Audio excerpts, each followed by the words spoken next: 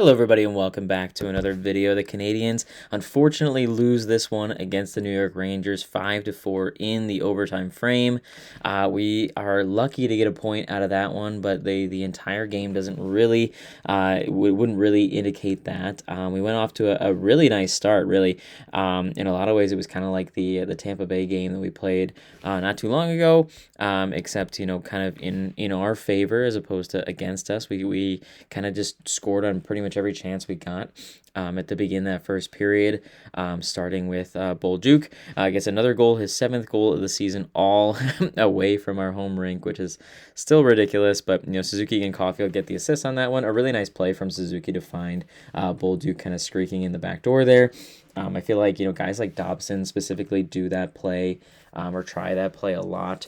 When that's available. It feels like it doesn't really work that often, but this time it did work in our favor. And Bolduc was not going to miss from there. Just had to put his stick on the ice and tap it home. And that was, like less than 6 minutes into the game there. Arbor Jacki gets his first of the season, so really good for him. He just finds a seeing eye shot that gets its way into the top corner there. Carrier and Texier get the assist on that one, so nice to see Jacki getting the goal there. I feel like he's been in and out of in the lineup a lot this season, so it's good to see him get some points there. And then Jake Evans adds into the fun with a little bit more than 4 minutes left in the period. Lane Hudson and Veleno get the assist on that one. It's actually Veleno's first assist of the season somehow, but Hudson's 20th of the season. He's been really fantastic this season for obvious reasons. He's just putting up the numbers, playing arguably even better than the way he was playing last season. So good to see him getting numbers there. And obviously Jake Evans coming back from being away from the team for personal reasons last game. He finds a way to get some get something past Shesterkin there, and then everything kind of goes awry from there. Right at the end of the period, Laba scores. It was just kind of a broken play. The Canadiens got a little bit overzealous trying to break the puck out of our own zone on the power play, or while we were shorthanded, we were trying to break up to go 3-on-2 or something like that on the shorthanded rush there, but that's just a situation where you got to get the puck out of the zone. We don't do that. Arbor Jacki is trying to carry it up and he loses it, and all of a sudden it's a rush for New York back the other way. Fowler makes 2 pretty good saves, but he can only make so many. 2 of the Canadiens players kind of both go after the puck at the same time. They can't quite clear it away from the net, and then it ends up in the back of ours. So definitely unfortunate there. And then pretty much right after that, we let up a breakaway opportunity. It seems like that was something that the Rangers definitely saw that the Canadiens were lacking in, was the ability to defend against that that stretch pass for a breakaway. I think they got a couple of breakaways really, or at least odd man rushes off of those quick stretch passes all the way up the ice. That one ended up being a penalty for Dobson that got awarded as a penalty shot. Panarin did not make any mistakes on that one. Pretty much perfect shot there. Can't really blame Fowler on that one. And all of a sudden, a 3-0 lead going in to the break becomes a 3-2 lead going into the break, and it's a very different ball game at that point. And it's just kind of frustrating. Both of those things are just both of those goals that they scored were so fixable. There's no reason that they should have been allowed to score on either of those.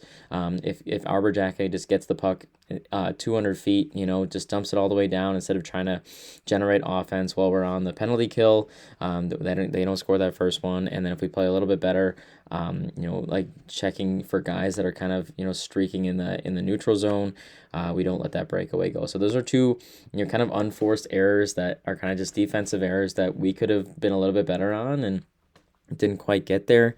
Going into the second period, though, Josh Anderson scores one. Lane Hudson gets another assist. Suzuki another assist. So good to see those numbers as well. And Josh Anderson, good to see him scoring goals. It's actually his 6th of the season, which is more than I would have thought. But good to see him get that goal there. And it ended up being a very important goal because after that, Will Cooley and JT Miller score, within 30 seconds of each other again. It's the second time in this game where they score within 30 seconds or something like that. The first one is just kind of, like they find a way to get to the net and they just poke it past him, and then JT Miller finds space wide open and dekes out Fowler. It's unfortunate, but it's just like you got to find a way to prevent stuff like that from happening, those defensive collapses and all that kind of stuff. And maybe you would have liked a timeout when Cooley gets that goal. I mean, it's hard to really say, or maybe like a timeout after JT Miller scores that goal. 2 goals in 30 seconds is definitely warranting of timeout there, but didn't do that, and it ended up being okay. There were no goals for the remainder of the third period, for the entirety of the third period. For better or worse, there were definitely chances for the Canadians, but it seemed like this was really a game where it seemed like the experience of the New York Rangers really shined in this one. Obviously, they're one of the older teams in the league, but they definitely harnessed the momentum that they were able to generate off of our mistakes in the end of the first period, and they really never looked back. I mean, we got that one goal, which ended up awarding us a point in this one, but they really harnessed the momentum that they had going into it, and they were able to find a way to score goals, and they even scored a 5th goal in the regulation, but it was very obviously kicked in. But even still, I mean, like, they were getting chances. This game could have easily gone away from us, and we could have ended up not getting a point at all. So it's definitely nice that the Canadians were able to get away with at least 1 point for our efforts, especially in that early first period. But overall, like, this is another one of those situations where we have unforced defensive errors that are costing us points, and critical points as well. I mean, like, obviously we've been talking about it over and over again, like how important it is to get points here. We don't get the points that we need today, and it causes us to fall even further down into the standings. We're sitting tied for first in that, like, not in the playoffs race, if you will. Obviously, we're 1 point out of a wild card spot, and also 1 point out of being third in the Atlantic, with Detroit sitting 1 ahead of us right now. But yeah, like, every point matters. We would have been back in the playoffs with that second point today, but unfortunately, we're not able to get that one. And it's just a game where it's just unforced errors, like unforced defensive errors, especially late in a period. I think that's kind of just like textbook what a coach is going to tell you not to do, is allow goals late in periods, and we allow 2 in the dying couple minutes of the first period. So definitely disappointing there, and I think that's really the turning point. I mean, I think if those goals don't happen and we end the first period up 3-0, I think that we win this game in regulation, and there's no chance that the Rangers come back. But the fact that they were able to get those goals really gave them momentum that they needed to go and get the rest of the goals they needed to tie this thing up and eventually win in overtime. And obviously, in overtime, it definitely helped that they got themselves a power play opportunity. Jake Evans got a slashing penalty against Panarin, which is unfortunate. Definitely, like, I feel like kind of a weak call as well. I mean, like, I get it. Like, it's definitely a slash, but at the same time, like, I feel like a lot of times refs kind of let things go and let the guys play in the overtime frame, and I feel like giving them a power play there in overtime was a little bit much, and obviously ended the game in their favor. Overall, I feel like we got penalized a lot more in this one than they did. They got 1 penalty, 1 power play the entire game. So, I mean, we got 1 power play the entire game. They got a couple of power plays against us. And generally speaking, we were pretty good about that. Obviously the first goal they scored was a power play goal. But I mean, it was kind of just a broken play. We were doing well on the kill up until that point. So it's just like, I feel like there could have been calls that went our way and stuff like that too, but it should not have mattered. I think at the end of the day, you look at the way that this game went, and the fact that we gave up, a 3-0 lead and a 4-2 lead in a game. It's just like you can't really complain too much about officiating when that's kind of what you're giving. Like, that's kind of what you're doing. So especially when a lot of the goals that they scored weren't even on the power play.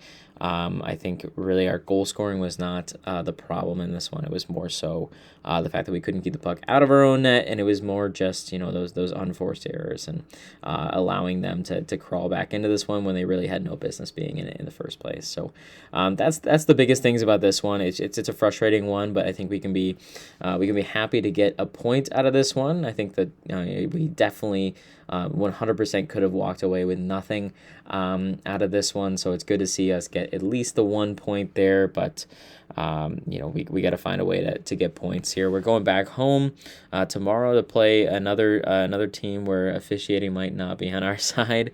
I think everybody can remember what happened the last time the Habs played against the Edmonton Oilers there. So we'll have to see what happens here. We might be playing Tristan Jarry again.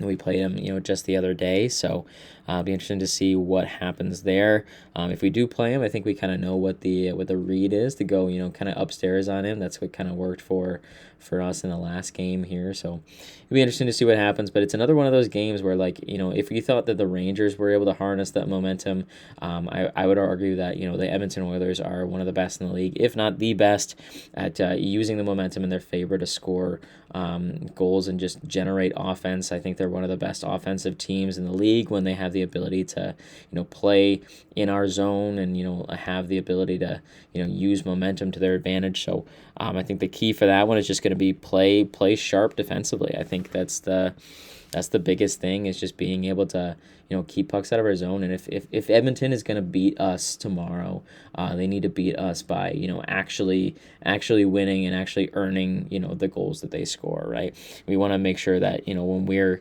we're playing, we're taking care of the puck and all that kind of stuff defensively. And tonight we didn't quite do that. We gave them some opportunities that we shouldn't have given, and I would argue that if we do that again tomorrow, it is not going to look as good. We are not going to get any points out of that effort. So that's pretty much all I have for this one. I think the biggest thing now, other than that, is to consider what is going on with our goalie situation. Obviously, Dobesh didn't even dress for this one, and I think if there was a goalie to be the odd man out and not dress, it would be Montembeault, but it seems like they really want to get Montembeault back on track. So I really don't know what their plan is. I think it's possible that we see Dobesh head back down to Laval and play there, but I also feel like he's kind of earned his spot here. I think he's definitely been better than Montembeault. It just, unfortunately, we're in a position where Montembeault can't really get sent down without being claimed by waivers, and then we're really in a tough spot there. So but with it just seems like every decision we make related to our goaltenders is kind of just screwing somebody over, and it's kind of frustrating the way that that's been going. We just put Fowler in for 2 straight games, his first 2 games in his career. Obviously he lost. He won the first one, lost the second one. I wouldn't say either of the. I wouldn't say any of the goals that he's been scored on so far in his career has been really his fault at all. It's just kind of. It's actually how many times are you going to play this guy? Obviously, they're not going to play him tomorrow. They're not going to play him twice in a back-to-back. But does that mean that Montembeault's getting the start ahead of Fowler, and Fowler is going to be, the backup? Or is Fowler going back down tomorrow and Dobesh is going to back up, or Dobesh is going to play and Montembeault is going to back up? It's a big mess, and it just brings me back to the situation that we had a few years ago with Primo, Montembeault, and Jake Allen, and how this is all going to work out. And I just don't really see that this is gonna. I don't really see this going the way that it went last time. I feel like at some point somebody's gonna have to. Two of the 3 guys are gonna have to prove that they're NHL caliber, and the guy that's not NHL caliber is either going to be sent back down to the minors or get traded if it's Montembeault. So I'm not really sure what we're getting yet. I think they really want to make sure. They really want to try. It seems that to make Montembeault, get back to the way that he used to be, and I'm all in favor of that as well. I just feel like if you're going to screw over our young players in the process of that, I don't love it. So it'll be interesting to see what happens. I really hope that we're not gonna screw over Dobesh, considering the fact that he's been the better of the 2 goalies that we've had so far this year, with the exception of Fowler. So I feel like if anything, I feel like we should take the 2 rookies and run with it. But I also understand and can kind of sympathize with the fact that we don't necessarily want Montembeault to be the guy that gets shipped out, because then you're relying on 2 rookie goaltenders who don't really have much experience at all in the NHL as our only 2 goaltenders. So it's a sticky situation without question. So it'll be interesting to see what they decide going forward. But I'm personally hoping that that Dobesh gets the start tomorrow. I feel like he deserves it, but at the same time, I feel like they pretty much have to make a decision at some point throughout the season. They can't do a three goalie rotation again. It just isn't going to work. They have to figure out at some point if Montembeault is viable for them, or if they need to start looking at external options. So I would not be surprised if Montembeault gets the start. But yeah, it's just a tough situation that is really unfortunate and not something that I would have expected coming into the season. But here we are. So it'll be interesting to see what happens. But obviously that is all yet to be seen. So that is all that I have for you guys today. So hopefully I will see you guys after we're getting back into the win column and playing some solid defense against the Edmonton Oilers tomorrow.